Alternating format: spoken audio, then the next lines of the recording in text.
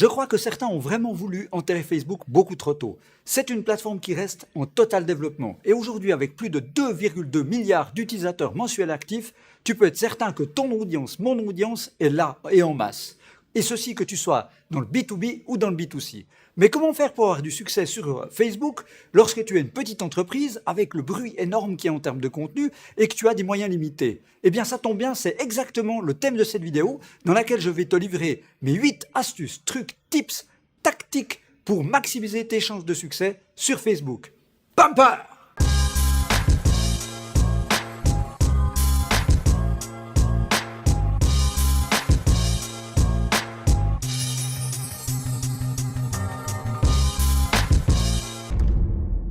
Hello la Starter Nation et encore bienvenue sur ce channel où vous le savez déjà, mon but, ma mission, ma whyology, c'est de vous inspirer pour que vous puissiez inventer votre futur et lancer votre business.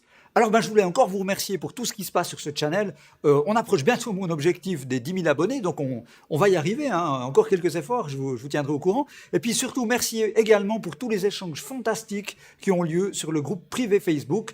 Je vous remets l'adresse juste en dessous si vous n'avez pas encore rejoint ce canal. C'est assez génial, tout le monde s'aide, tout le monde se passe des trucs, des astuces, donc la valeur délivrée est énorme, donc je vous remercie beaucoup pour ça. Comme je te le disais dans l'intro, l'objectif de cette vidéo, c'est de partager avec toi mes 8 trucs, astuces, tactiques pour maximiser tes chances de réussite sur Facebook et ceci, surtout si tu as peu de moyens, peu de ressources à disposition, que tu es une petite entreprise comme la mienne, hein, ou comme beaucoup de gens qui me suivent sur ce channel. Donc comment faire? Et je pense que ça vaut vraiment la peine d'appliquer avec consistance et dans la durée ces trucs-là, parce que si tu le fais, tu verras que ton business au niveau des résultats va vraiment s'en ressentir, que ce soit au niveau du chiffre d'affaires ou de la notoriété de la marque. Alors la première clé, elle peut sembler triviale, mais je te garantis que beaucoup de gens l'oublient malheureusement. La première clé, c'est la qualité du contenu. Créer du contenu de qualité. Alors pourquoi? Alors c'est vrai que si tu regardes ce qui se passe sur les réseaux sociaux, le nombre de gens qui se plaignent que l'algorithme les péjore, que c'est dégueulasse, qu'aujourd'hui on ne peut plus être vu comme avant, c'est vrai que la portée naturelle a très fortement diminué, notamment sur les pages. Mais n'oublions pas, juste pour la petite histoire, qu'on a de l'audience gratuite, hein. Facebook, c'est gratuit si tu ne fais pas de publicité. Donc tu imagines quand même qu'on est les premiers à râler qu'un truc est gratuit, parenthèse fermée. Mais globalement, la qualité du contenu est capitale parce que dans un univers, c'est dans le newsfeed, de contenu qui passe tous les jours, tu es exposé par toi et ton audience, ta clientèle à des milliers et des milliers de messages, eh bien, si tu regardes ça de plus près, la majorité sont de piètre qualité, picturale, peu d'intérêt. Donc si tu es capable, toi, pour ton entreprise, pour ton projet, de produire et de diffuser de manière régulière et consistante du contenu de qualité, c'est-à-dire qui délivre de la valeur aux gens, qui peut les distraire, qui peut les éduquer, tout ça dans un format audio, photo ou vidéo qui est vraiment appealing, donc qui plaît vraiment aux gens et qui attrape comme ça l'attention dans le flux, eh bien tu as gagné. Certains disent même qu'on devrait passer 90% de notre temps à nous assurer à produire le contenu, donc vraiment en haute qualité, et puis que les 10% restants devraient être dédiés à la publication, diffusion et autres. Donc garde ça à l'esprit. Capacité à produire de manière consistante du contenu de haute qualité comparé à ce qu'on peut trouver dans un réseau qui est quand même très diversifié à ce niveau-là, eh bien c'est une des premières clés du succès pour une petite entreprise sur Facebook pour développer la notoriété de la marque. La deuxième clé pour avoir du succès sur Facebook, selon moi, c'est d'utiliser le bon format. Si possible, du format à fort potentiel multimédia parce qu'il attrape aussi plus l'attention. Et ce que je te conseille, c'est de faire de la vidéo.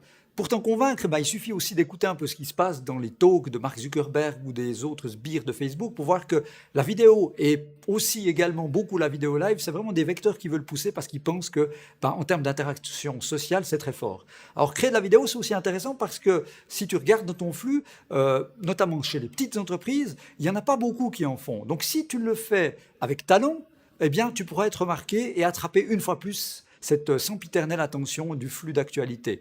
La bonne nouvelle, c'est qu'aujourd'hui, faire de la vidéo, ça demande plus les moyens d'antan. Il faut juste bien le faire avec le cœur, avoir envie de le faire, être à l'aise avec le vecteur, et puis d'utiliser quelques outils. Hein, tu peux même le faire avec ton smartphone et quelques outils de montage ou applicatifs. Donc techniquement, ça devient à la portée de tout le monde. Après, il faut toujours bien garder à l'esprit que la culture du réseau est importante. Et sur Facebook, imagine que plus de 90% des gens vont consulter Facebook sur leur téléphone mobile. Donc, ils peuvent être très facilement distraits, l'attention n'est pas très palpable, elle ne reste pas accrochée très longtemps. Raison pour laquelle il faut vraiment viser des vidéos courtes, pas plus que 120 secondes maximum, le plus court sera le mieux. Il faut également être capable d'attraper l'attention dans les 8 premières secondes, sinon tu les perds. Et puis je dirais que le format carré est préférable parce qu'il va occuper au niveau du téléphone, tu sais, un espace plus grand dans le feed, donc tu auras plus de chances d'attraper les gens. Et si tu veux vraiment être au top, ce que tu peux faire également, eh bien, c'est de les sous-titrer, comme ça tu toucheras également toute ton audience qui regarde ceci sur leur téléphone sans le son. Donc comme ça, tu es sûr de ne pas perdre ces utilisateurs-là. Et pour terminer, je dirais également quand même que la vidéo est particulièrement intéressante parce que tu as plein de canaux. Hein, tu as le non-verbal, le paraverbal aussi. Donc c'est vraiment, en termes de développement de la relation, très très fort. Par contre, ce qu'il ne faut absolument pas faire, c'est créer 100% de vidéos promotion, comme j'en vois trop souvent, tu sais, acheter mon cours, voilà mon nouveau produit, mon nouveau point de vente est ouvert, etc., ma nouvelle promotion, etc., etc. C'est le pire que tu peux faire. N'oublie pas que, en la matière, réseau social, toujours social, délivre de la valeur et c'est aussi le but de tes vidéos. Ce n'est pas des vidéos promotionnelles pour tes produits, pour tes services, même si tu peux en faire de temps en temps, vraiment pense délivration de valeur et tu ne te tromperas pas dans ta stratégie Facebook. La troisième clé, c'est d'utiliser les leviers de la curation. La curation, tu sais, c'est simplement d'aller reposter ou de partager du contenu que tu as trouvé et qui pourrait donc intéresser ta communauté. Alors, beaucoup de gens me disent, mais oui, effectivement, de produire du contenu propre, ça prend beaucoup de temps, j'ai peu de ressources. Eh bien, la curation peut être un magnifique moyen de venir compléter ta production. Ça ne la remplace pas, ça la complémente, ça devient en fait un supplément. On pourrait le dire comme ça. Et ce supplément, bien, c'est toi, tu deviens un magnifique curateur, un peu à la manière d'un curateur de musée, un filtre à café, tu consommes, parce que tu sais, il y a des millions d'informations disponibles à l'intérieur de Facebook, mais aussi sur n'importe quel blog dans le monde entier sur Internet. Eh bien, si tu es capable, pour ta niche de clientèle, dans ton domaine d'activité, d'aller détecter des excellents contenus et de les repartager à ta propre communauté avec ne serait-ce que quelques points supplémentaires de commentaires en haut du post pour dire pourquoi tu l'as apprécié, qu'est-ce que ça va apporter aux gens, tu mets un petit peu de valeur, eh bien c'est du pain béni et ça permet de remplir donc un calendrier éditorial également. Au mieux, ça peut même te permettre également de tisser des liens avec les gens qui auraient donc produit ces contenus si tu vas un peu plus loin dans ta démarche. Et puis beaucoup de gens disent oui, mais ça a l'air d'être du vol de contenu ou autre. Pas du tout, c'est pas du tout du vol de contenu. Tu serais le premier à être très content si d'autres pages reprenaient tes contenus pour les partager. Ça augmente également la portée et l'audience à laquelle tu parles. Donc, il ne faut vraiment pas s'en empêcher. Et puis, par contre, ce qu'il faut garder à l'esprit, c'est que c'est plutôt une stratégie ou une tactique plutôt qui va te permettre pas forcément de générer des leads immédiatement vers ton propre site internet pour convertir les gens, ou bien de réaliser des ventes en direct. C'est très difficile de cette manière-là avec la curation. Par contre, ça va être un fantastique moyen pour continuer de tisser une relation de confiance, de qualité avec ton audience et puis d'être dans cette stratégie de longue traîne pour que plus tard, être dans le pool marketing, que quand les gens auront besoin de quelqu'un qui propose des services ou des produits tels que les tiens, ils pensent irrémédiablement à toi parce que tu as créé cet attachement émotionnel avec eux. C'est vraiment la bonne manière de le faire, donc ne t'interdis pas la curation, c'est un super outil. La quatrième tactique pour une petite entreprise sur Facebook consiste à reposter son propre contenu. Alors ça paraît bizarre, mais n'oublie jamais, et merci l'algorithme, que la portée naturelle de tes posts se situe actuellement entre 2 et 5%. Ça veut dire que ton audience, il n'y a que 2 à 5% des gens chez qui ton message s'affiche quand tu le postes.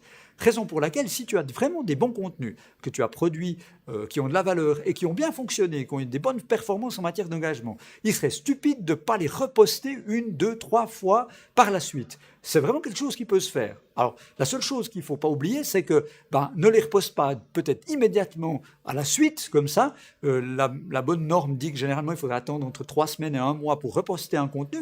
Mais s'il est toujours d'actualité, que la valeur délivrée est toujours au rendez-vous et qu'ils ont performé, ne t'empêche pas de les reposter plusieurs fois. D'ailleurs, la majorité des utilisateurs Facebook ne quittent jamais le newsfeed, donc ils ne viendront jamais voir ta page et ils ne verront pas que les messages ont été publiés plusieurs fois de suite. Et ceci d'autant plus si tu laisses un peu de temps entre les reposts. Donc vraiment, reposting, c'est une tactique à utiliser. Ma 5e tactique, c'est d'utiliser l'outil Page to Watch que tu trouves à l'intérieur des statistiques de ta page. Alors pour pouvoir disposer de cette fonctionnalité, il faut avoir passé au moins les 75 likes sur la page en question. Bon, on y arrive relativement rapidement, je te rassure. Mais une fois que tu as atteint ces 75 utilisateurs ou fans de page, eh bien, il te débloque dans les statistiques sous l'onglet général, eh bien, cette possibilité d'ajouter jusqu'à 100 pages que tu peux suivre avec un tableau synoptique, statistique et quelques indicateurs comme ça de comparaison. Alors c'est très intéressant parce que tu peux mettre des concurrents, tu peux mettre des pages qui t'inspirent, des pairs, des gens comme ça que tu as envie de suivre, même s'ils ne sont pas forcément directement dans ton industrie. Et l'idée, c'est d'utiliser cet outil pour faire des choses très intéressantes, comme par exemple, c'est ce que je fais, bien te fixer des buts, c'est le premier point, te fixer des buts ou des benchmarks. Pourquoi? Parce que tu vois des pages avec lesquelles tu as envie de te comparer, tu vois comment elles grossissent, quelle est la croissance de l'audience, quel est l'engagement, et moi j'utilise ça pour me fixer mes propres objectifs. Donc ça c'est le premier point. Le deuxième point, c'est d'utiliser cet outil Page to Watch pour faire de la curation de contenu. Curation de contenu parce que si tu cliques sur ces pages qui sont dans ce tableau, eh bien ça te donne immédiatement les quelques derniers contenus qui ont eu le plus d'engagement sur leur page. Qu'est-ce qui a le mieux marché?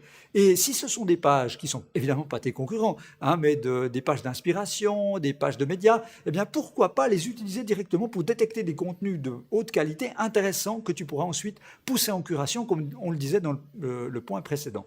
Et le troisième et dernier point d'utilisation de ce Page to Watch tool, eh bien, c'est de te servir de ceci pour des inspirations.